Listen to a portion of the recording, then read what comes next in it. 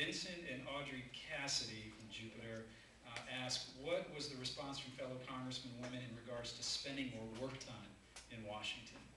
I think early in the session you had questioned the work schedule that was put out by... Yeah. There were some people that weren't happy with me about saying that. Back last December, when the Congressional calendar came out, we only had 153 days of being in session in Washington, D.C.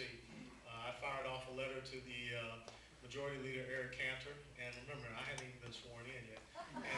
And I basically told him that the calendar needs some work because I did not see how it would be possible for all of the things that are facing us as a House of Representatives that 153 days of session we'd be able to get everything done. And look where we are. We've only done 6 out of 12 appropriations bills.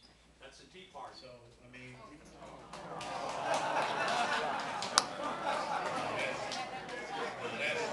that's on us. That is on us. Because when you look at those 12 appropriations bills, one of the questions is, what's the priority in Washington, D.C.? What's the most important appropriation bills? What are the tiers that we can establish? Maybe some of these appropriations bills should be on a 2-year cycle and not a 1-year cycle, because I mean we're never going to catch up and get to it. We continue to have this thing called continuing resolutions, which means that the United States federal government never has a budget.